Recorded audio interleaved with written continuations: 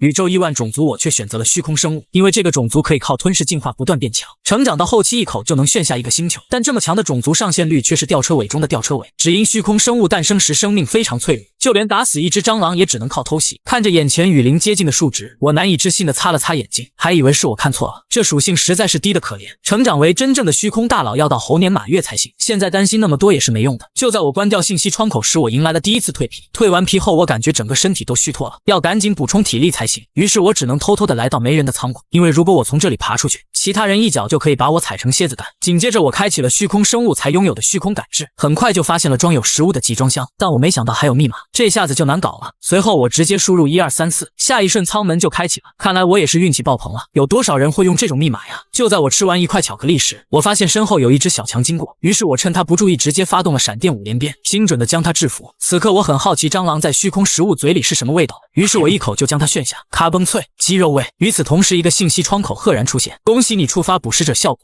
成功提取蟑螂的翅膀，是否选择应用？没想到这么快就拿到了基因片段。要知道触发这个概率是很小的，因为基因片段是虚空异形的核心，只有靠不断的吞噬它才能变得更强。旋即我直接按下了确定键，紧接着我的背部直接凸起2个鼓包，随后一双翅膀瞬间就长了出来。看着这对灰色的翅膀，我很是满意，毕竟这可是一项不可多得的保命手段。但如何起飞让我犯了难，于是我把它想象成身体的一部分，用大脑控制翅膀的肌肉，下一秒我就腾空而起了。但飞行了一小会就让我直冒冷汗，飞行的能量消耗的比我想象的还要大。补充了几口之后，我把目标放在了小强身上，因为他们比这个如同蜡一样的巧克力好吃多了。于是蟑螂迎来了猎杀时刻，不知不觉我就吃了20个，但这次没有获得小强的基因片段，外骨骼是靠等级才能提升的。我之所以吃这么多小强，是想获得它顽强的生命体质，趁现在这里还没有人来巡查，我得赶紧多吃几只。于是接下来的时间，我完全化身成了小强的天敌，有了飞行能力，我很快就找到了小强的位置，吓得剩下的小强看到我就跑，但想在我最强异形的眼皮底下溜走哪有那么容易？这次大意了没闪，直接让我光秃秃的脑袋变得头角峥嵘。不要以为躲在里面就安全了，我直接发动尾刺朝小强袭去，这次看你往哪里跑。随着我将小强吞下，信息窗口再次出现，触发捕食者效果，成功获取蟑螂的顽强生命力片段，是否选择应用？于是我毫不犹豫的选择。紧接着我的肌肉和骨骼蹭蹭蹭的往外长，看起来比之前强壮了不少。与此同时，我听到了仓库外传来人类的声音。作为异形，人类和我是处于敌对关系，在人类发现我之前，我要变得强大起来，所以我现在不能局限于仓库之内。紧接着我顺着通风口爬到了管道内，通过这里我就可以去到隔壁的实验舱，那里的人相对少一些，如果被发现破坏里面的装置也容易逃跑。就在我爬上通风管道时，里面的排风扇突然就启动，可恶，这下子就难办了。于是我只能小心翼翼地将排风扇的外壳拆除，如果我损坏了通风机，人工智能肯定会向人类报告，到时候引来人类可就难办了。现在是时候依靠我的变形能力了，氧化铁和细金属粉尘在空气中混合在一起，可以让扇叶在特定点上稍微慢下来。我的大脑在处理了所有的数据后告诉我，现在跳过去。于是我将所有的力气击中到翅膀上，全力朝排风扇冲去。随着只听到叮的一声，我就成功的穿过了阻碍，这也是拿命来拼的。如果被扇叶打中，估计以后我只能缺胳膊少腿了。希望后面不会再出现这种东西了。随着我的不断爬行，我在通风管内听到了人类的声音。从2人的对话中，我听到了一些关于实验的信息。原本我还以为这只是一艘普通的太空船，看样子它好像是属于超级公司。超级公司是太阳系周围繁荣的人类派系，统治国家的不是政府，而是大公司。他们大多数人都是极端的物质主义者。游戏中的大多数人类种族都是中立的，但超级公司更倾向于邪恶联盟，他们会把其他人抓来做实验。看来我必须更加小心才行。随后我偷偷的探查了一遍实验室，因为里面的东西有可能决定我以后进化的道路。如果这是研究作战的变种超级战士，我可以获得强壮的身体和战斗能力；如果是邪恶的太空精灵种族，我可以获得强大的通灵能力。这2个能力我更偏向于通灵能力，但这些仅仅只是我的猜测吧。与此同时，我听到了一丝微弱的呼叫声，这让我很是疑惑。在寻找了一圈后，我最后发现了它的位置，是一只变形虫。这让我感到非常奇怪，因为变形虫是最没用的变现兽之一，它们拥有的能力就是储存氧气。紧接着我开启了虚空感知，发现此刻它正在遭受电击。难道这就是刚才那2个人类口中说的实验？于是的按下了解除按钮。变形虫对我的帮助给予了感谢。紧接着我听到了人类的脚步声，随后我立马找地方躲起来。伴随着舱门缓缓打开，一个抱着黑猫的女人走了进来。她似乎对男人的实验结果很不满意。当男人听到要撤出他的高级研究员身份时，男人惊出了一身冷汗。如果你能从26号测试对象身上挖掘出天赋，那么晋升为首席研究员就稳当了。于是女人决定让他对实验品使用沙乐美，它是一种由星际联盟制造的唤醒药。闻言的男人有些抗拒，但为了他的高级研究员位置，他还是选择了妥协。紧接着他对变形虫注射了 0.07 毫克的沙乐美，但女人觉得这样远远不够，于是直接把药量加到了最大。伴随着药品不断注入，变形虫发出了痛苦的哀嚎。见此的女人则是露出了满意的笑容，在远处看着这一切的我被吓了一跳。在药品注射完之后，变形虫由粉色变成了灰色，并且气息很是微弱。女人让男人留下记录数据便转身离开了。突然她将目光朝实验器上方看去，但上面什么东西也没有，难道是多虑了？这让我直接吓了一跳。这个女人没我想的那么简单。画面一转，我来到了一个布满管道的地方，随后朝管道的链接处吐出一口虚空毒液，随着管道将我的毒素扩散到整艘战舰。这艘船现在感觉像是我身体的延伸，所有人的一举一动我都能感受得到，甚至连他们说的悄悄话也能获取。在我变成异形的第4天，我的巢就完成了。接下来的几天里，我一直在它和货舱之间穿梭，边吃边抓蟑螂和蜘蛛，一边获取重要的情报。这样女人的信息我也知道了一些。基萨拉吉是这艘飞船的研究小组组长，虽然他的身体很虚弱，但他是这里最重要的人，也是我生存的威胁。2天前发生了一起事故，一个实验对象逃跑了，他在2小时内做了一个追踪装置，成功的重新抓住了实验品。如果逃跑那个家伙使用了通风管道，那么我也会有危险。下一瞬，他将目光看向了通风口，因为他再次感觉到了窥探，可依然是什么也没看到。殊不知此刻我已经被吓得瑟瑟发抖。对于一个人类来说，他的感知太过于灵敏了，难不成他有通灵能力？他指的是类似于那些众所周知的超能力、心灵感应、精神控制等。人类偶尔也会获得这种能力，但不管他是否有这种能力，总是有武装士兵在戒备状态下守护着。我要如何对付他？与此同时，我的等级再次提升，这次获得了一个麻痹毒液，对我这种弱小的生物来说是一个不错的保命手段，因为一滴就能轻易制服一个成年人5分钟。可要使用毒液，我需要1对1的情况，他24小时都有士兵跟随，对我来说几乎不可能。现在还是出去放松一下吧。于是我拿起2块巧克力便朝外面走去，随后偷偷的来到了实验室。经过几天的恢复，变形虫的状态好多了。紧接着我爬上控制台，打开一个窗口，将食物捏碎到里面，而食物随着管道被它一点点的吸收。吃到食物的变形虫很是开心。按理来说，变形虫没有任何特殊的能力，但它是独一无二的，不知道是不是它的种族改变了。与此同时，我想起来基萨拉吉怀里经常抱着一只黑猫，他非常的宠爱这只叫凯撒的猫。如果他的猫消失不见了，他会不会暴露自己的弱点？很快我就顺着通风管来到他所在的地方。不得不说，这种猫的待遇非常好，还有单独的房间给他住。通风管道入口外部看起来什么都没有，但我的超感官显示它有密集的激光传感器，即使是轻微的触摸也会立即触发人工智能警报。可恶啊！在我生气的敲了一下地板之后，黑猫听到了碰撞的声音，于是它直接就朝管道扑过来，但好在还有铁格网拦住。在它触碰的不到几个呼吸的时间，守卫也赶了过来，可却没看到任何可疑的东西。再见到是黑猫和2人很是无语，好像已经习以为常。此刻我被吓了一跳，如果那2个人检查我就完蛋了，差点就被自己的尾巴给害了。回过神来的我忽然想到了什么，从那些人的反应了看，他们似乎不能拿这只猫怎么样，甚至任由它胡闹。如果是这样，我就有办法对付它了。画面一转来到第2天，我在通风口处弄了一丝动静后便转身离开。当黑猫好奇过去查看时，看到了一只小强在里面，见此他眼前一亮，直接就将网格给铺开了。士兵见此也没有阻拦，只能等他跑回来再将通风口装好。现在就等着黑猫掉进我布置的陷阱了。我在管道内每隔一段距离就放了一只小强，只要他沿着道路来到这里，我就能出手将他留在这里。当黑猫从通风口爬出时，我直接对他发动了突袭。在毒素的麻痹下，黑猫很快就失去了意识。画面一转来到另一边，基萨拉吉怒气冲冲的来到舰长办公室，看到他的瞬间，舰长顿感不妙。我什么时候能再见到凯撒？我已经2个小时没有看到他了。我的凯撒严格遵守用餐时间，一定发生了什么事。面对基萨拉吉的逼迫，舰长很是淡定，除非那只猫劫持了救援船并利用它逃走了，否则它一定在船上的某个地方。为了一只该死的猫大惊小怪，身为舰长却被一个组长质问，这让他很是生气，但又无可奈何，因为他来自首都，代表了贵族。而此刻的基萨拉吉像发了疯似的，要求舰长立马处理掉刚才的士兵，这可把他吓出了一身冷汗。船长有权做出急决判决，现在就行使这个权利，而他这个样子也把一旁的研究员看傻眼，士兵更是感到愤怒。舰长只能答应他，等找到猫之后再进行判决。闻言的基萨拉吉才慢慢冷静下来，但他只给舰长2个小时，如果2个小时还找不到你舰长的职位，就不要做了。在他走后，舰长只能骂骂咧咧的，那该死的臭猫跑哪去了？而我则是笑了笑，当然是在我的肚子里面了。就在我吃掉黑猫之后，我获得了一个特殊的技能，野性本能，这是我从未见过的体质。野性本能的特质可以与现有的超感官特征融合，它与超感官融合在一起，进化成了捕食者本能。这个本能可以在当前信息感知即将到来的威胁。我也尝试过开启这个本能，但都失败了。这可能是一种自动激活的被动特征，因为没有威胁存在，所以它没有被激活。这个只能以后再慢慢研究了。现在让我看看他在做什么。很快我就来到他所在的房间，一切都如我所料。这种人只对自己珍惜的东西表现出人性。我第2个计划也顺利完成，挑拨他和警卫之间的关系。因为警卫一开始就对这只猫的关系不好，其本质可能更接近于对阶级的愤怒。基萨拉吉是来自大公司的最高阶层，代表了高贵的资本。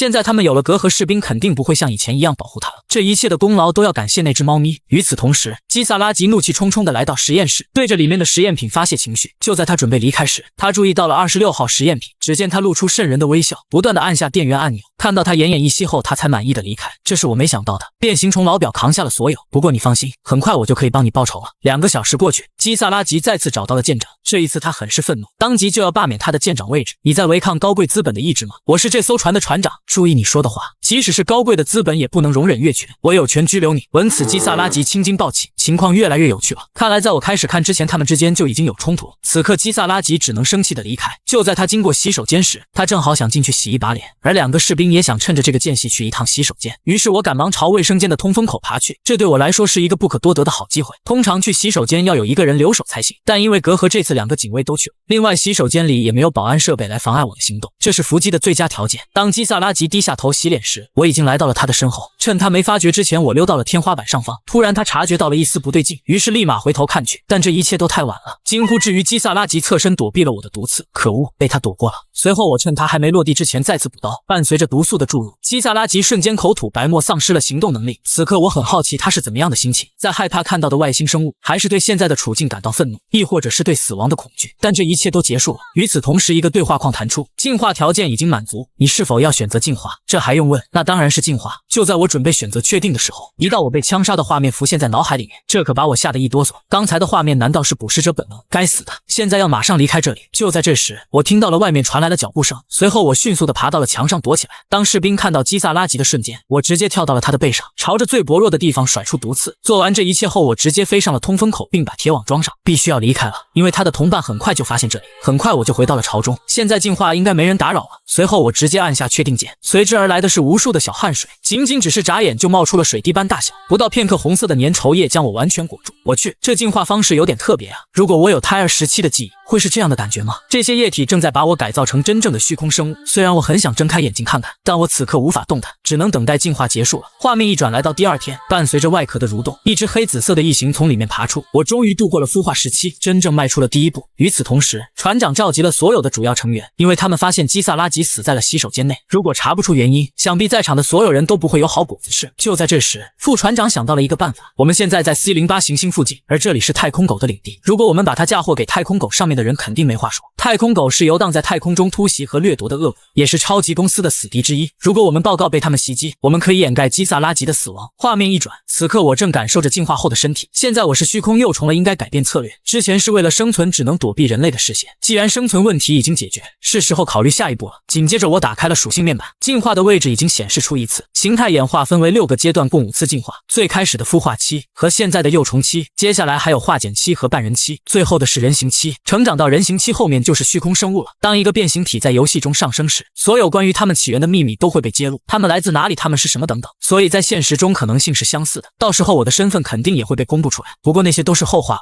现在让我看看我解锁了什么类型。正如预期的那样，物理增强类型几乎实现了。由于强化的外骨骼和成为幼虫时获得的酸性血液特征，类型与其他种族的能力相似，但略有不同。当条件满足时，该类型解锁相关能力获得协同加成。不过第2个类型我感到很奇怪，我好像没吃过这种类型的生物吧？难道是有什么遗忘了？很快我就想起来，是那个叫基萨拉吉的女人，这一定是因为她的超能力。现在我必须把她吃掉才能把进度条拉满。随后我再次打开了通风管道，现在我的身体变大，感觉通风管道窄了很多。很快我就发现了她的气味，终于找到你了。而此刻一个红头发的男人正戴着耳机听歌。就在这时，他闻到了一股奇怪的气味，于是他连忙起身查看。当他来到房间，却被眼前的景象吓一跳。地面上不知什么时候多了一个洞，像是被什么东西腐蚀了一样。就在他思考之际，殊不知危险正悄悄来临。在他刚转身的时候，我一个弹射来到他身前，猎杀时刻，不到瞬息，男人就被我解决了。紧接着我直接来到冷藏室内，一把将白布掀开，躺在上面的正是基萨拉吉。因为他来自高贵的都城所，以他死后仍然完好无损，他们也不允许碰他的尸体。但我可以像这样无情的打人，却丝毫不感到内疚。难道我变成异形的时候就已经腐化了吗？或者这个无情凶残的家伙从一开始就是真正的算了，想他解决不了任何问题，于是我一口将女人炫下。就在这时，我感觉嘴里好像有什么东西，不知道这是什么机器，有什么用途。难道他有心脏病？于是我毫不犹豫地将核心捏爆，紧接着信息窗口赫然出现，捕食效果触发，获得精神器官基因片段，是否选择应用心灵器官？果然和我猜测的一样，这家伙拥有通灵能力。虽然这是一个重要的精神器官，可好像对我没多大作用。现在也管不了那么多，先把进度条拉满再说。就在我按下确定键之后，我的后颈位置长出了很多触手般的头发，看来是和捕食者本能一样，另一种特质融合变得有用。紧接着我将目光放到了守卫身上，现场是成长阶段，任何的东西都不能浪费。片刻之后，我感受到了外面警卫的动静，看来是他们要换班了，也就是说这个医生也会换班。当另一个人来到这里，他就会注意到房间里的变化，到时候他们发现这是怪物所为，肯定会追捕我。我还没有足够的能力与船员展开全面战斗，我需要一些东西来争取时间，直到我变得更强壮。就在这时，我注意到甲板被腐蚀冒出的黑烟，旁边正好有处理尸体的防腐剂和化学物质。我突然想到一个有趣的主意，这是一种挺过危机和骚扰船员的好方法。画面一转来到另一边，一个大叔正开心地在土地上耕作，紧接着2个黑衣人就来到他身旁，而他们正是来告知基萨拉吉死亡的消息。当男人听到他的3女儿死后，却是大笑的表示不可能。见此，一旁的管家已经汗流浃背，然而黑衣人再次表示这是真的。最后一个信号来自408附近，检查显示这是太空海盗的地盘。还没等黑衣人说完，迎接他的是一击重拳。在他倒地之后，男人更是拿起锄地斧朝他挥下。完事之后，又来了几个黑衣人把他抬走。此人正是地球基地东亚地区大家族之一玉金家族的领头人，而他之所以那么生气，是因为培养基萨拉吉的费用都可以买下一艘星际战舰了。所有跟那艘船有关系的人，我要他们都给我的女儿陪葬。画面一转来到另一边，冰室被发现起火时，里面的尸体已经被烧得面目全非了，所有人都不知道是什么情况。我不明白里面全是尸体，怎么可能发生火灾？突然医疗队长想到了什么，连忙叫舰长召开紧急会议，因为这件事情没有表面上看的那么简单。当舰长得知基萨拉吉的身体不见了，顿时冷汗直冒。我查了一遍又一遍，肯定只有2具尸体不见了。考虑到停尸房的化学物质可能会发生火灾，但这种情况非常罕见，所以副舰长推断可能是故意纵火。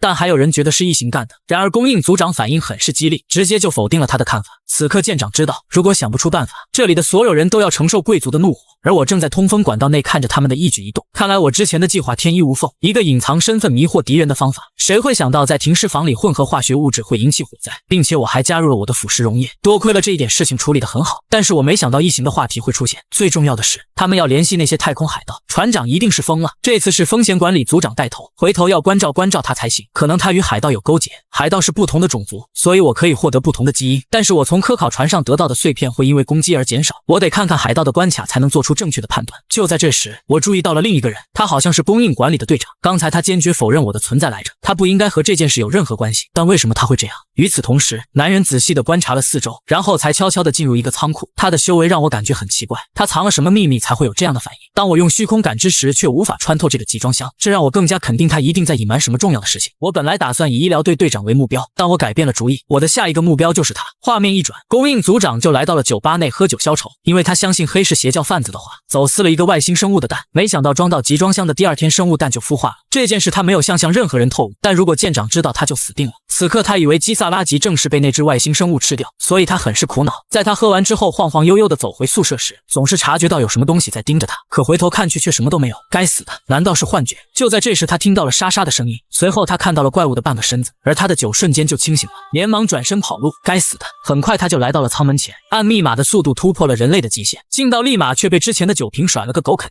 就在他要打电话通报时，门外再次传来沙沙的声音，还有输入密码的声音，伴随着舱门的缓缓打开，一只黑紫色的异形生物出现在他面前。此刻他被吓得瑟瑟发抖，连尖叫都无法发出，而我则是上前嗅了嗅，兄弟，你好香啊！就在我解决了供应组长后，我将他的房子翻找了一遍，从这家伙的生活环境来看，还真是懒啊，臭袜子都快丢到碗里了。船长应该感谢我帮他裁员。看着这满的狼藉的地板，我一个异形都觉得脏死了。在我找遍了他的房间后，我还是没有找到他的工作牌，这么重要的东西这家伙藏哪去了？就在这时，我注意到了墙上的海报，他看起来很性感，但也许是因为我现在的状态，我什么都感觉不到，真是无语死了。当我将桌上的文件夹拿起时，一张卡片掉了下来。很好，现在所有的东西都齐全了，是时候离开了。但是在走之前，先收拾一下这里。画面一转，我就来到之前我无法感应的集装箱，插入工作牌，再加上指纹认证，厚重的舱门才缓缓打开，让我看看里面到底隐藏了什么。在里面我看到了一排排的冷藏器，原来这个家伙是一个走私犯。就在这时，我注意到一旁的东西，其中有一个容器已经损坏，并且里面的生物已经跑出来了，这好像就是我出生时的蛋吧，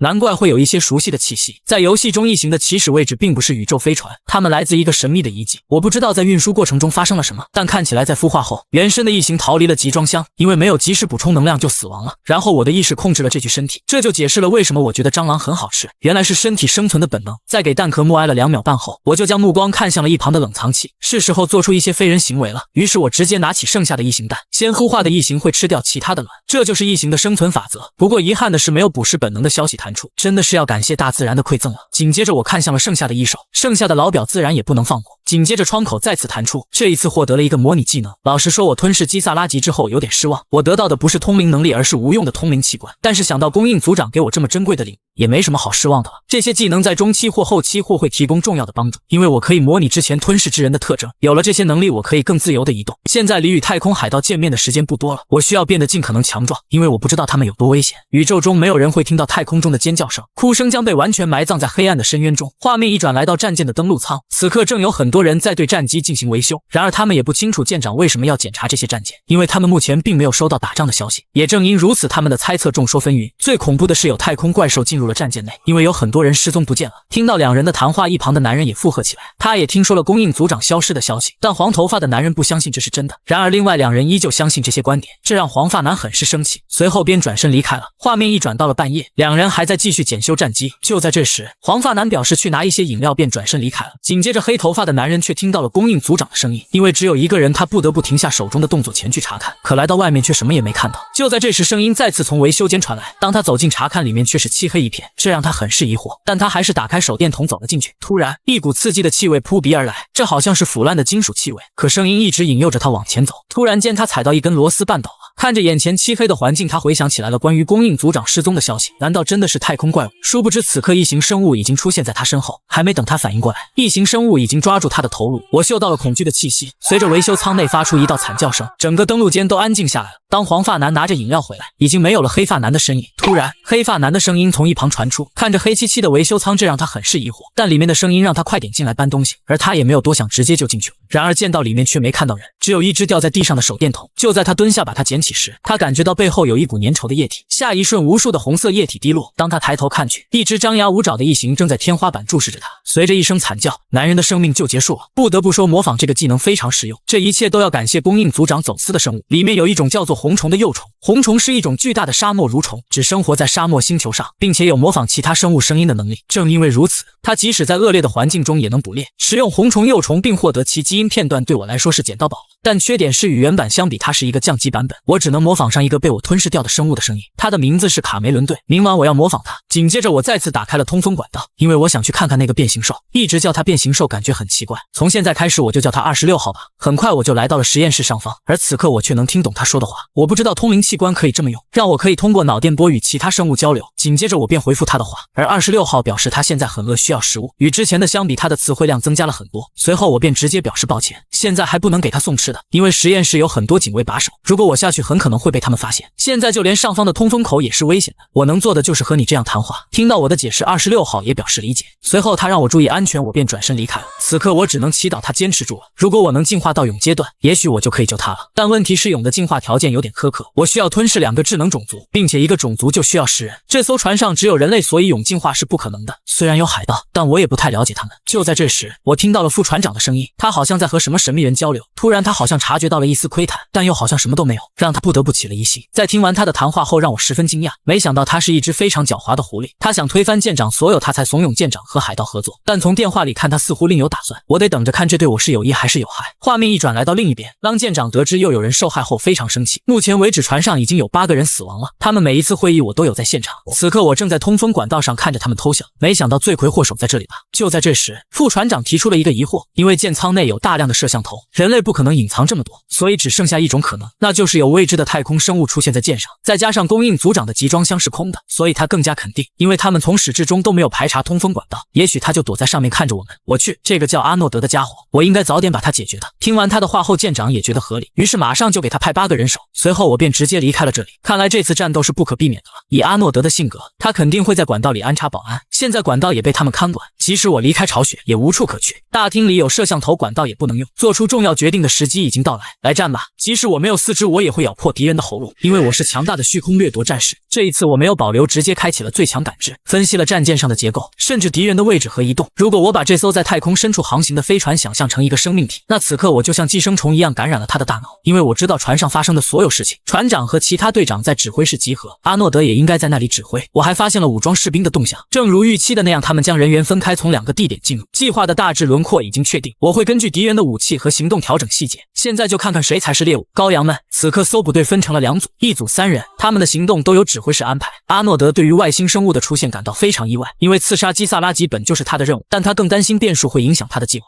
所以他必须要将怪物杀死。此刻 A 小队3人来到了岔路口，就在这时 A3 的无线电出现了一些异常，阿诺德让他停下来检修再行动。与此同时，通讯员发现 A3 的镜头一动不动，但随着指挥员的呼叫之后，他又变回了正常。而另一个小队 B2 和 B3 准备会合，可就在2人成功会合时， B2 却是传来了尖叫声。阿诺德知道是那个怪物出现了，仅仅一瞬间 B2 就与指挥室失去了联系。事情发生的太快，以至于控制室没能获得任何有用的信息。这时阿诺德才幡然醒悟，看来我们都想看他了。一名身穿中等强化装甲的士兵被他一下子解决，他是个比我想象中敏捷得多的怪物。于是阿诺德直接下达死命令，不管是谁听到声音立马开枪。紧接着通讯员便让 B3 前往与 B1 会合，因为落单很容易遭怪物埋伏。可就在 B1 与 B3 会合时， B1 却表示听到了沙沙的声音，他明显感觉到有什么东西在靠近，但很快他就放松了警惕，因为他听到的是 B3 的消息。闻言的阿诺德才松了一口气，这是控制室。 B1 和 B3 连接后报告，突然一声大叫打破了眼前的宁静。 B1 发现 B3 已经被外星生物占据了身体，于是阿诺德立马抢来通讯器与 B1 联系，请马上详细解释情况。然而得到的结果却是什么也没有看到，这让他直接破口大骂起来。该死的，他百思不得其解，明明这么近却看不到东西，这非常不合理。他仔细的回想了一下， B1 和 B3 都没有出现在镜头里，除非他们故意避免拍摄怪物。下一瞬他突然想到了什么，于是再次拿起耳机询问 B1， 这是队长，说出你的姓名和军衔。可 B1 却没有任何答复，于是我也不装了，被你发现了。我旋即就将摄像头给破坏。当他们看清怪物的手破坏摄像头时，顿时傻眼，没想到 B1 在他们的眼皮底下被解决掉了，而我首先就搞定了 B 队，并且通过波长从26号对话中得到了暗示，利用波长干扰敌人通讯的战术行动。因为我发射的波长 B3 在后方的设备被打乱了， B3 中有一个人离开队伍去修理他的装备，我用新的融合特性神经毒素使他丧失了能力，随后我就将他吞噬了。接下来就剩下一队了，现在让我来看看他们在哪里。此刻他们正处于高度警戒状态，像预期的那样，因为 B 队他们对我一无所知，所以被打了个措手不及。但那边听到了我模仿人类的声音，所以他们会很警惕。也许这次我应该利用他们的情报。在 A 队的前进方向前面有一个岔路口，他们很快就要经过这里了，而我决定在这里伏击他们。有时候知道的太多反而是有害的。片刻之后 A 队几人就来到了岔路口，而指挥室也让他们听到其他人的声音，果断开枪。果然一道呼叫声从通道处传来，闻此3人没有犹豫，直接扣动了扳机。随后几人终于看到了怪物的身影，于是2人便上前查看，留下1人在后方留守。殊不知此刻我已经通过通风口来到 A3 身后，此3只感觉后背凉飕飕的，可他回头看去却什么也没有。然而我已经来到他的身前并将他挟持，于是他立马让其他2人开火。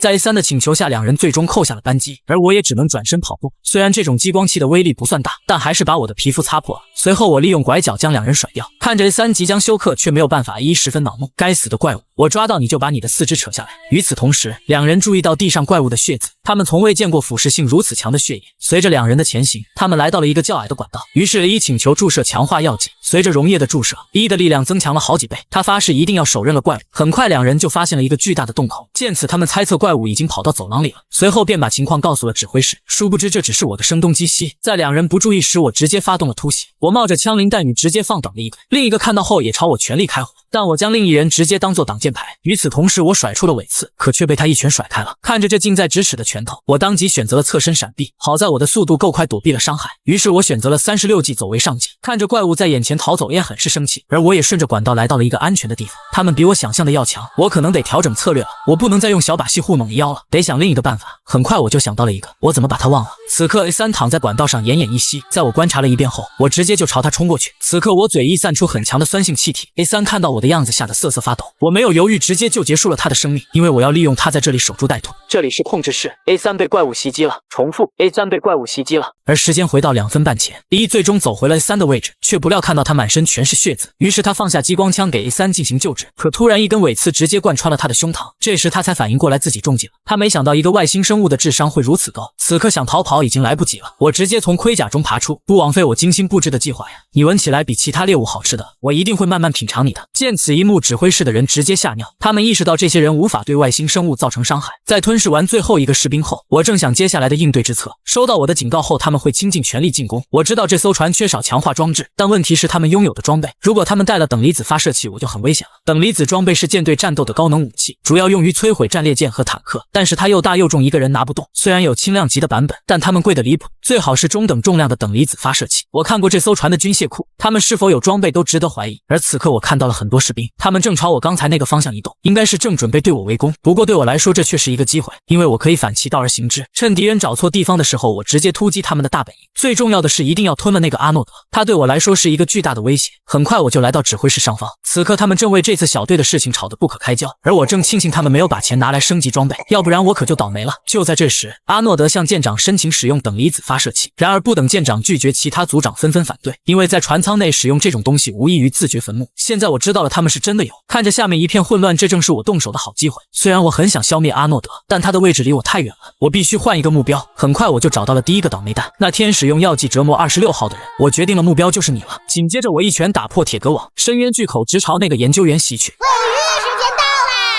随着我的一口血下，研究员当场惨死在众人面前。紧接着我又将目光投向一旁的几人，仅仅只是一眨眼的功夫，我就解决了2个，剩下的人连忙四散而逃。而通讯员正呼叫小队返回支援，但下一瞬他就直接暴毙了。就在这时，有几道子弹落在我的身上，这让我很疑惑，这家伙居然没有逃跑，他的手枪根本对我造不成伤害，难道他还有什么依仗？就在我准备动手之际，一道我被枪杀的画面浮现在我脑海中，这直接把我吓得成了乖宝宝。他还隐藏了等离子手枪，如果头部或胸部被击中会立即死亡，即使是擦伤也会致命。该死！这么说他和玉京家族有关系。看着怪物迟迟没有动手，阿诺德知道怪物看出了自己还隐藏武器。当他掏出手枪，其他几人皆是一惊，他怎么会有这种贵得离谱的东西？此刻他正不断地夸赞着我，因为他觉得我的行事风格很像他的老师世贤玉京。随后他便直接扣动扳机，但在速度上我还是占了上风。从目前的情况看，这是我出生在货舱以来最大的危机，但最后的胜利者一定是我。与此同时，激光直接穿透了控制台，直朝我袭来。这个家伙很奇怪，于是我开启了虚空感知，他的心率非常的稳定。不出所料，之前的害怕只是一场表演，他可能在某种程度上分析了我，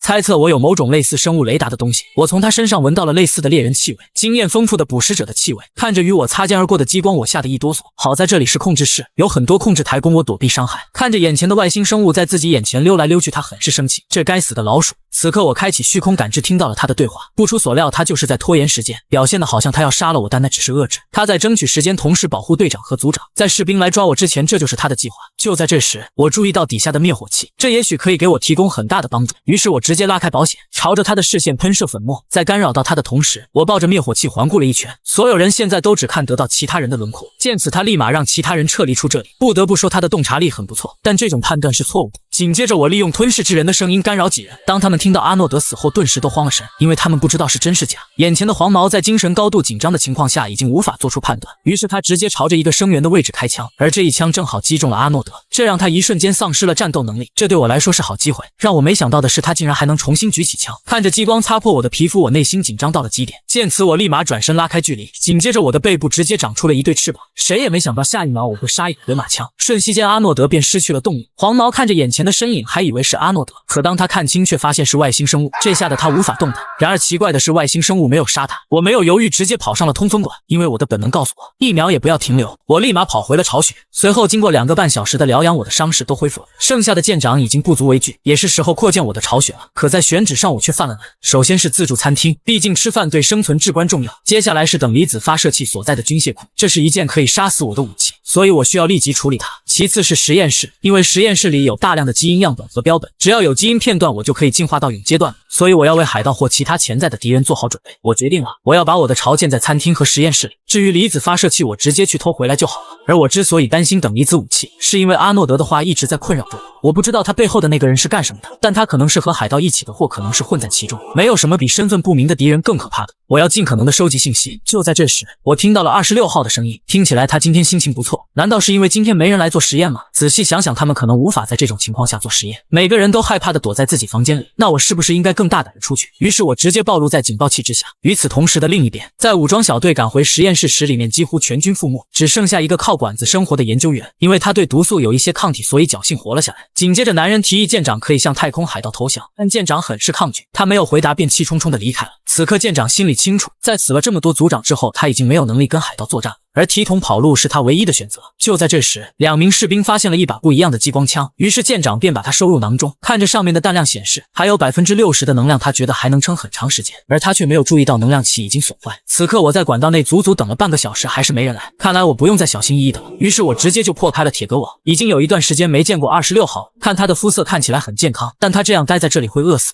我要不要带他出去？变形虫的特点就是不挑食，而且对毒素免疫，所以把他留在巢里或者带他一起走都没问题。于是我便询问他想不想跟我出去。闻言的26号很是开心，他早就想离开这个鬼地方了。紧接着我让他闪开一点，我一个加速用脑门直接破开玻璃缸，就这样变形虫终于逃出了牢笼。出来后26号对我连连道谢，做完后我就将他放到一边，因为我还有正事要做。紧接着大量的绿色毒液从我嘴里喷射出，随着我的不断摇摆，毒液顷刻间就蔓延了整个实验室。看着密密麻麻的绿色粘液，我很是满意。第一个巢穴就这样完成了。紧接着我一把拿起旁边的寄生兽，筑完巢后我需要将体力补充回来，而26号也开心的吃着食物。就在这时，我听到了门外传来脚步声，这些人怎么现在才来？听脚步声，有一个是士兵，另一个可能是研究人员，对我来说都是送上门的食物。当2人推开实验室，却被眼前的景象吓一跳，密密麻麻的绿色粘液如同血管一样遍布房间。士兵知道这是外星生物的手笔，于是立马朝身后开枪，但这对我来说是徒劳的，我仅仅只是一击就结束了他的生命。看着士兵惨死，一旁的研究人员吓得双腿瘫软，随后我一把抓住他的脑袋，可突然我听到了26号发出愤怒的声音，原来这个人似乎也参与了26号的实验，他生气是因为折磨他的人就在他眼前，于是我将他留给26号解决。紧接着26号直接化成一坨粘液，顷刻间将男人的头颅包裹住，想必用不了多久他的头就会被融化。而此刻我正吃着脱氧核糖核酸，下一瞬一个对话框赫然出现，看来是提取到了基因片段，存在可提取的类型，是否要选择应用？刚才我吞噬了500多个样本，但只获得了3个特征，那么我应该立即解锁类型吗？还是选择直接应用吧，毕竟留给我的时间不多了。我旋即选择确定按钮，下一秒我背后的肌肉变大了一圈，并且腿部的肌肉也粗壮了许多，而一旁的26号眼睁睁地看着我变大，这让他感到非常羡慕。与此同时他也很是好奇，随后我便给他解释了这就像是从小孩变成大人，但他似乎不明白其中的意思，看来他还要学习很多东西。不管这些了，紧接着我仔细地打量着自己的身体，感觉自己从一头豹子变成了犀牛，不仅身高长高了，胳膊和腿上也覆盖了坚硬的生物盔甲。而此刻我也好奇我获得了什么属性加成，紧接着我打开了属性面板，自然恢复、锯片触手、污染器官、自然恢复与强大的生命力融合形成再生，一切都很好。唯一失望的是这个心灵类型，虽然吞噬基因的类型是无限的，但获得新类型的所需经验将翻倍。比如如果我先得到虚空感知增强，那么物理增强所需经验将从10增加到20。虽然游戏中会比较轻松，可现实却是充满无数危险。心灵类型我将推迟到下一个解锁，让我们先测试一下新天赋。下一瞬一条如同锯片的触手从我手心冒出，紧接着我试了一下威力，触手轻易的将石柱洞穿，经过物理增强它的威力变大了许多。接下来是污染器官，随着我的控制，无数墨绿色烟雾从粘液冒出，这些是酸性孢子，可以腐蚀敌人的呼吸道或皮肤。这个技能我很是满意，有了这个能力，我可以把整艘船变成一座堡垒。现在该去下一个目的地了。与此同时，26号跳到了我的肩膀上，我想知道船员们现在看到我会有什么反应，他们会大哭吗？或者冲向逃生舱？真是让人期待啊！画面一转，此刻正有一群人在疯狂逃命。当他们逃进逃生舱时，因为恐惧，他们甚至忘记拉下舱门。紧接着，另一个男人一脚将其踹开，旋即拉下操纵杆，但这一切都太晚了。经过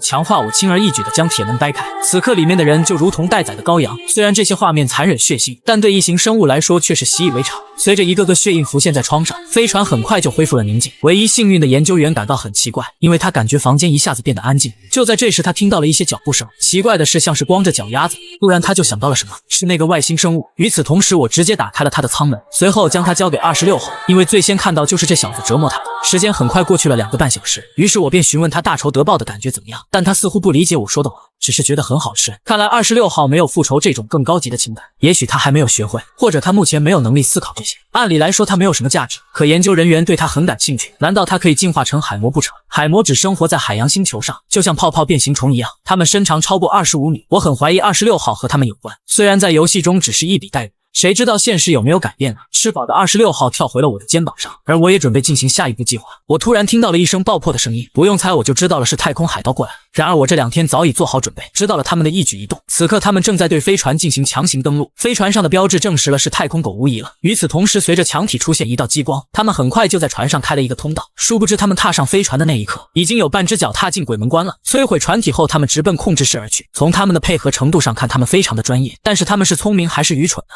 任何正常的人都会立刻意识到这艘飞船出了问题，可他们被贪婪蒙蔽了双眼，对这些东西丝毫没有感到恐惧。就在他们来到内部时，却被眼前的景象震惊。只见舰舱布满了密密麻麻的绿色根茎，于是几人连忙跟他们的首领汇报，船舱就好像长了植物，全都是绿色的根茎。闻言的太空狗很是生气，你是在耍我吗？时间回到2个半小时前，太空海盗们刚刚劫掠了一艘战舰，而他们所奉行的宗旨就是男人一个不留下，女人财宝全带走。此刻与他们合作的男人很是生气，因为他觉得太空狗不讲信用。闻言的太空狗直接骂他傻卵，他们本就是最不讲信用的人，黑吃黑都是基本操作。在解决男人后，太空狗把蒜头带过来，很快一个看起来非常腼腆的少女出现在众人面前。原来她通过关系联络到了阿诺德，有一单生意处理，可这2天却是联系不上了。太空狗虽然很生气，但还是询问了他们舰长是谁。在得知了是塞缪尔一家，他觉得非常可疑。还有处理那个郁金家族的女人明显是一个坑，因为他察觉到了最近超级公司内部的气氛很奇怪，似乎是郁金家族的领头人位置受到了挑战。虽然他们主要业务是星际飞船的开发，但他们也在幕后进行基因改造。此刻太空狗正想着要不要把那个女人的遗体交给郁金家族，想必他们会很乐意交换。他嗅到了金钱的味道，紧接着太空狗立马下令去劫掠那艘太空船，因为这里可是他们的地盘。当女人转过身时，却是露出了不一样的表情。就在太空狗听到小弟的汇报，他立马决定自己过去，因为他可不相信太空上有植物。看着毛茸茸的狮子头，我决定叫他狮子狗。此刻我正看着他们的一举一动，这个昆虫人他可以从身体分泌信息素，没想到还有一个生化人，他们的心脏是用机械做的。这个海盗的整体基因不错，看来我的进化条件有着落了。就在这时，我注意到了一个奇怪的人，这个人怎么会看起来这么平凡，就好像那个人的脑袋里装着一台电脑，表现得过于完美。事出反常必有妖，我需要注意一下他才行。随后我便让26号待在这里，并且他去了也帮不上忙。我指着一旁的等离子发射器，你只需要帮我看着他就行。交代完任务后，我便转身离开了。现在是敌人警觉性降低的唯一机会，他们很贪婪，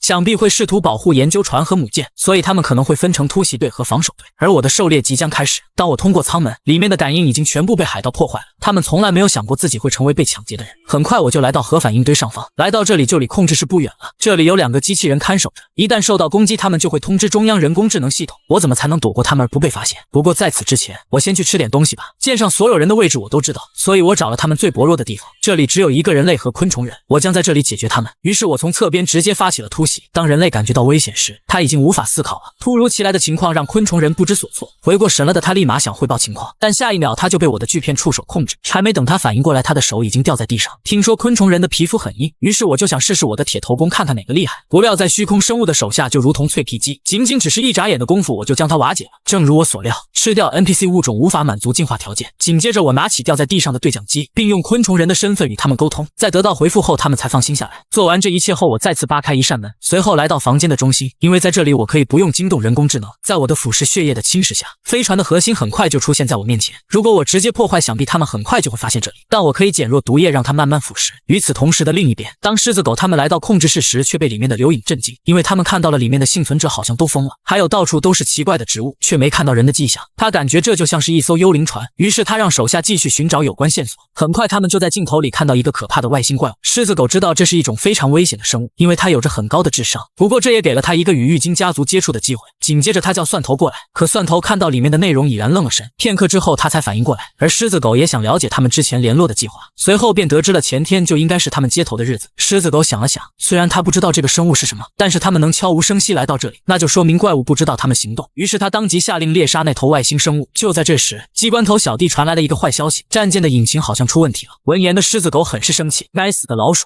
我一定要将你撕成碎片。紧接着狮子狗再次叫住了蒜头，你给我过来驾驶战舰。还没等他反应，狮子狗便让手下把他拖到驾驶舱了。殊不知几人的对话被我听得一清二楚。此刻我笑出了结的声音，他看起来非常生气。他们不知道的是这艘船上还有幸存者，不过我却是知道的一清二楚。我不是出于仁慈才宽恕他们的，而是因为超级公司厌恶太空海盗，所以他们之间肯定会有一场战斗，而幸存者和海盗正在激烈的战斗，我要好好利用这一点。目前有3个海盗和一个假装正常的女人，虽然这是我进攻的机会，但我有不好的预感。我的本能告诉我这个女人很危险，难道她就是阿诺德说的那个人，具有各种能力的怪物？我想知道是什么让阿诺德说我们很相似。他看起来像个转基因人类，但考虑到他是超级公司的贵族，也许他的基因已经被改造过了。如果他被改造成一个媲美玩家的程度，即使我进化成幼崽也很难打败他。看到这样一个强大的对手，我既害怕又兴奋。就在狮子狗知道我的存在后，便想把我消灭，因为我将他劫掠的太空船破坏了。此刻的小弟们一个个被他的气势吓得不敢出声。与此同时，机关头叫住了首领，因为他的仪器接触到人类的存在，而他们正躲藏在这个密封的房间内。于是狮子狗让他们立马进行爆破。随后只见爆破兵在门上画了一道口子，完成后，机关男一脚将舱门踹开，殊不知迎接他的是1000多度的花生米。其余海盗见此连忙隐蔽起来，但狮子狗直接开启狩猎律动冲了上去，仅只是几下就将里面的人全部放倒，只剩下躲在墙角的医生。就在狮子狗准备结果他时，他连忙将情报道出，而狮子狗也想知道他们的舰长躲哪里了。随后他从医生口中得知舰长坐逃生舱逃跑了，这让狮子狗很无语。唯一知道尸体下落的人在一艘逃生船上，但很快他又将目光落在医生身上。你是个医生，也就是说你知道那个女人尸体在哪对吧？而他也知道海盗问的是谁，于是他如实讲述了被外星生物吃掉的情况。此时的狮子狗很是生气，怎么哪都有那个怪物的身影。紧接着他便直接下达命令，6个人一小组搜捕怪物的线索。随后他再次将目光落在医生身上，因为他的团队恰巧少一个医生。闻言的医生虽然不乐意，但他知道拒绝的后果，而他们的行动我知道的一清二楚。不过遗憾的是，这场表演结束的时间比我想象的还要快，但有一个狮子狗变种人在里面，也许这是意料之中的。看来他把这些士兵训练得很好，他们像正规军一样行动。而接下来该我出场了。可就在这时，26号却屁颠屁颠地跟了上来，他表现得像个想要帮助父亲的孩子。不过我想了想，他确实也该出去历练历练了。紧接着我便将他放在肩膀，只要我将棘手的解决掉，剩下的就给他练练手。此刻已经有一队士兵来到门外，他们很好奇到底是什么样的怪物弄出这种密密麻麻的东西。经过他们的爆破兵探查，必须要使用激光机才能破开大门。闻言一旁的男人很是生气，当即就砍断了一段藤蔓，而里面的粘液正好洒在另一个黄毛脸上。黄毛对此很是生气，殊不知他即将大难临头。就在这时，男人注意到自己的刀正在快速腐烂，顷刻间就如同雪糕一样融化了。一旁的黄毛也感觉脸上火辣辣的，但还没等他反应过来，整个人瞬间融化。与此同时，男人听到了远处传来脚步声，但这一切都太晚了，我用利爪直接就洞穿了男人。一旁的几人看到连忙扣动扳机，而他们的子弹对我来说就像是挠痒痒一样，我甩出锯片触手直接就解决了2个，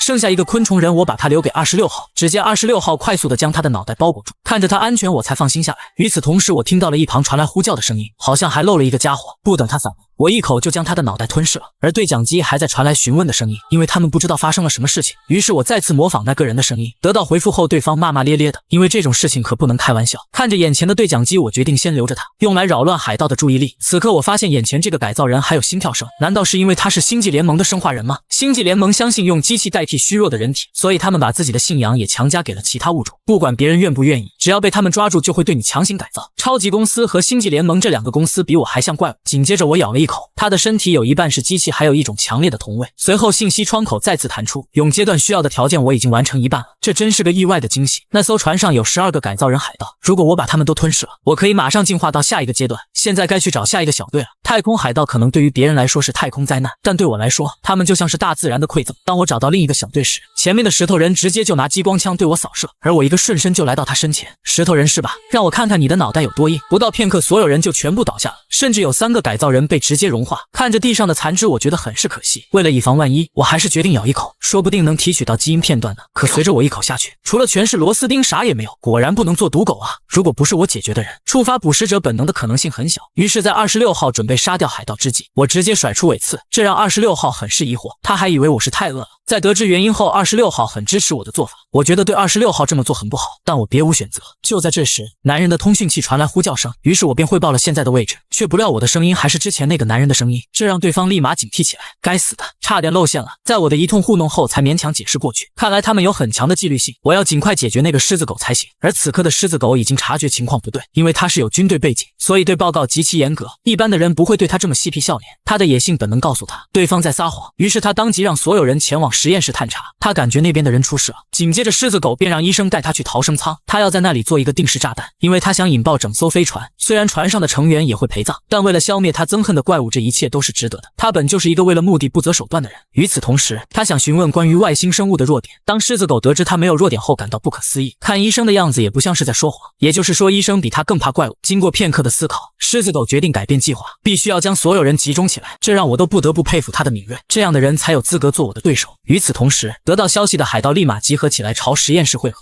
这次我要用新技能攻击他们。紧接着我将通灵器官与墙上的衍生物链接，这就是污染器官产生的另一个用法，虫巢机制。我可以用通灵器官控制这些分支，现在这些分支覆盖了整艘母舰，而这些人就相当于在我的胃里一样。就在这时，海盗们察觉到了不对劲，当他们发现时，我已经激活了麻痹孢子，只要他们吸入一点点，就只能沦为待宰的羔羊。不到片刻的功夫，我就放倒一批海盗，就连我也没想到这个技能这么好用。只不过此刻我感觉晕乎乎的，一下子消耗了这么多能量，我突然觉得饿了，现在该去进食了。画面一转，在我吞噬了10几个人后，我再次打开了属性面板。到目前为止，我已经吞噬了8个改造人，所以还差2个就可以完成进度。另外5个人逃走了。不过让我感到奇怪的是，他们为什么要往训练室跑？那么多地方不去，反而去那里呢？难道是为了更好的战斗？因为训练室比其他房间更宽敞。不过他们没想到的是，之前的宇航员也有同样的想法，那里早已经变成我吃饭的地方。此刻我隔着门都能感觉到他们的信息素和呼吸，我敢说他们看到这个房间一定很震惊。紧接着我便让26号等一下躲在我身后，因为我的狩猎即将开始。当我冲进房，狮子狗已经在此等候多时，而指挥室的几人正看着这一切。此刻的蒜头还在尝试控制这一艘航空母舰，看着首领在战斗，2个小弟已经等得不耐烦了。蒜头给他们解释了这艘船的原理，但他们这些小喽啰根本听不懂，连忙转身离开。下一瞬，女人就变了脸。阿诺德，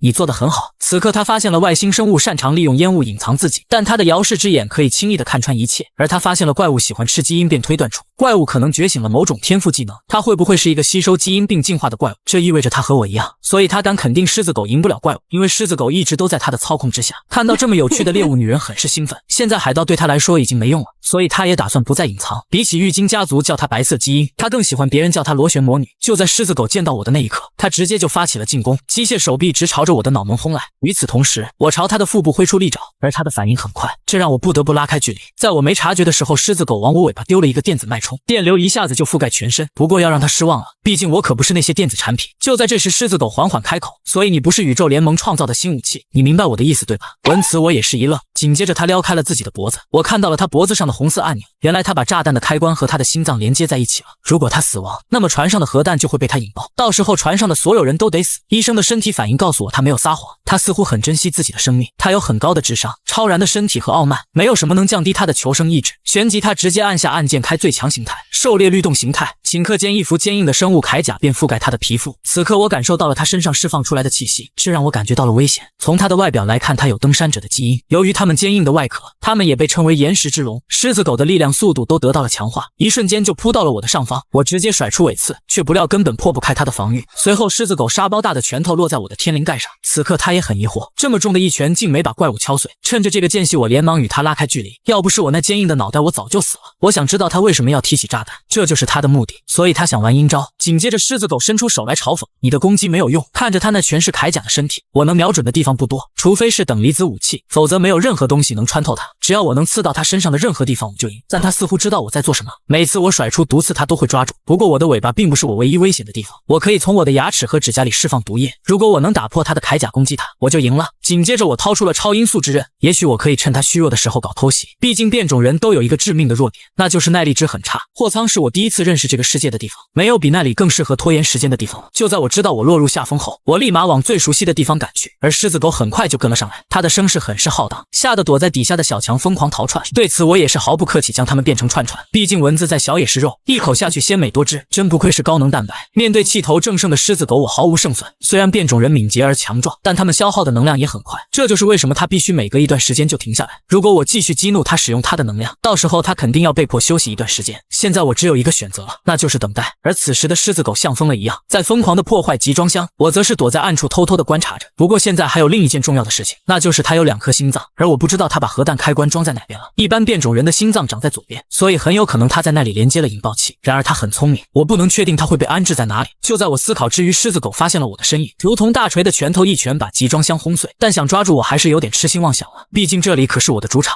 看着我消失在视野里，狮子狗只能无能狂怒。而此刻他却是站在原地停下了10几秒，他一定是在被提升的过程中减少了自己的弱点。正常情况下他现在应该已经不动了，但是除了他的速度没有任何改变。不过看起来他并不能完全摆脱休息时间，但对我来说这却是一个不可多得的好机会。与此同时，狮子狗也感觉到了身后的动静，他旋即捡起几块地板，随后朝身后扔去，可惜被他察觉了。随后我不得不改变方向，就在我落地的瞬间，我一个迸发朝他袭去，而狮子狗似乎早已预判我的动作。当我靠近他时，他的拳头再次落在我的天灵盖上。殊不知这一切都是我故意迈出的破绽，因为我要以伤换杀。随后我直接掏出来隐藏在暗处的超音速之刃，在他的关节处破开了一道口子。当狮子狗发现自己中计时，已经为时已晚，顷刻间毒液就顺着我的牙齿进入到他的体内。感受到疼痛的狮子狗一把将我甩开，该死的臭虫居然敢咬我！与此同时，狮子狗察觉到了身体的一丝异样，因为他发现自己的拳头好像使不上劲了。不到片刻的功夫，他整个身体开始发抖，就连双腿也没力气支撑了。看着他倒地，我立马就冲了上去。虽然麻痹效果不如对人类有效，但毒素现在应该已经扩散了。而刚才嚣张的狮子狗现在已经被我踩在脚下。紧接着我直接撬开他胸膛的铠甲，因为我必须要关掉他体内的引爆器。而情况也和我料想的一样，他把引爆器链接在了右边的第2颗心脏。当他被强力撞击时计时开始，他知道如果这东西坏了他也会死了。看来这家伙对我恨之入骨了。不过对我来说拆除它只需要一些时间。之后我要不要尝尝变种人的基因样本呢？就在这时，我听到了26号的声音，这让我感到很奇怪。我不是让他找个安全的地方躲起来吗？原来他是来告诉我有麻烦了。闻此，我立马停下了手中的动作。下一瞬，一股记忆赫然浮现在我脑海中，是26号和我被一股力量切成2半的画面。这直接把我吓得呆愣了2秒半。回过神来，我立马朝26号方向移动，然后将他抱走。而就在我离开的下一个呼吸，一道强大的能量斩就落在我刚才的位置，随之而来的是一个女人的脚步声。她从我的反应来看，便知道了我有预测能力。丝弦玉晶，我本打算最后对付她的，没想到她会亲自来这里。与此同时，我注意到她的手上有一把闪亮的刀刃，想必是她的基因与加勒冈和另一种高级生物的基因混合在一起。不仅如此，我察觉到她身上还有10几种不同的基因。以我现在的状态，我永远无法打败她，好像我的整个身体都在警告我不要面对那个怪物。该死的，我需要后退一步才行。此时，丝弦玉晶缓缓走到狮子狗身前，然后将手里的利刃直接朝他的胸膛刺去，因为他可不想让狮子狗这么轻易的死去。此刻我也紧张到了极点，面对比我强大不知道多少倍的敌人，我该怎么办？如果我现在攻击他，无异于自杀。我现在唯一能做的就是偷偷观察他，获取情报。随后我发现了他的眼睛好像是太空观测者之眼，或是其他能力的眼睛。紧接着他便叫住了我，你看起来很像我，所以我饶了你的命，但前提是你为我服务。我算是知道他为什么不动手了，因为他想让我当他的宠物。只因我身体的本能告诉我这个女人很危险，但身为强大的虚空一族，怎么可能选择成为别人的奴隶？就在丝弦玉晶将目光看向我时，他看出了我也是需要吞噬大量的基因进化，所以便想把我收入囊中。此刻的房间内异常的安静，因为我知道他没有说谎，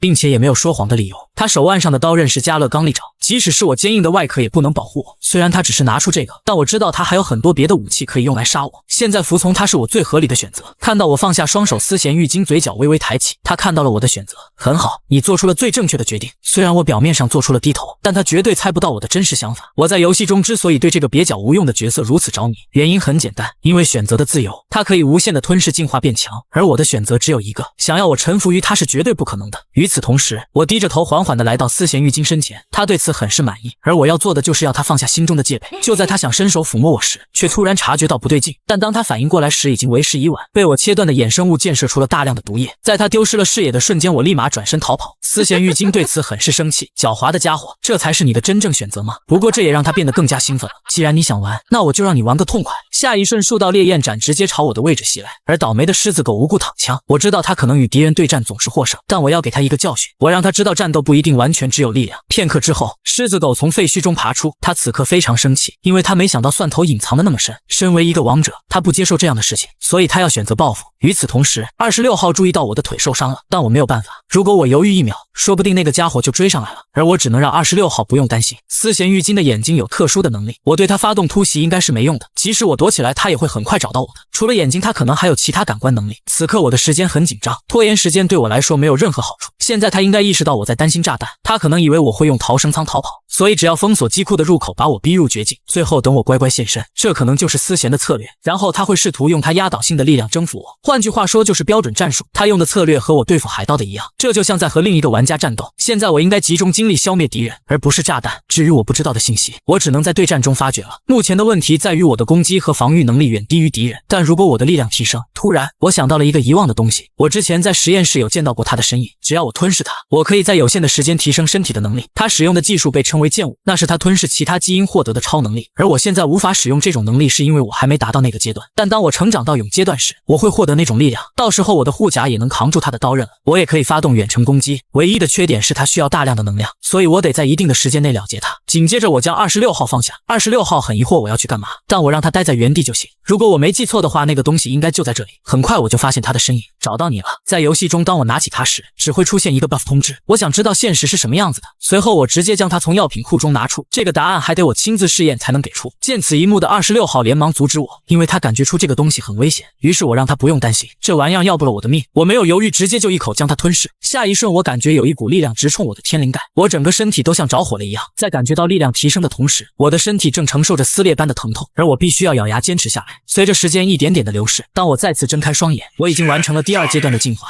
见此一幕的26号很是兴奋，因为他察觉到了我再次变强，就连体型也发生了很大的改变。此刻我感觉状态非常良好。紧接着我打开了属性面板，虽然这一次的进化是临时的，但其中的加成应该能够和丝弦玉晶对抗。强化外骨骼已经升级为怪物外骨骼，而头上的利角可以用来撞击或刺伤敌人。我的左手上还有一个新的刺骨发射器，它的强度与等离子手枪相当，我甚至可以把它进行特征化处理。看着这个我很是满意，因为我可以出其不意地对敌人发起偷袭。除此之外还要一层鳞甲，它保护我不受精神力力量的影响，有了这个我就再也不怕加勒刚轻易划破我的皮肤了。但现在我不能高兴得太早，因为在游戏中 Signum 是有时间限制的，我想现实中它应该也是限时5分钟。随后我便感应了丝弦玉晶的位置，很快就找到了它。我现在所要做的就是消耗它一波能量。紧接着我连接了地上的衍生物，5分钟不是很长时间，所以我要尽快解决这场战斗。与此同时的另一边，丝弦玉晶正在寻找怪物的身影。就在这时，他察觉到了头顶的东西在蠕动，下一瞬上面的包状物便喷射出大量液体。突如其来的情况让他来不及躲闪，而液体如同雨水般直接就洒在他的脸上，这让他很是生气。三番两次被一头外星生物戏弄，太空母舰被他直接炸出了一道口子，连我这里都感觉到剧烈的晃动。与此同时，我也察觉到他正在快速朝我这里赶来。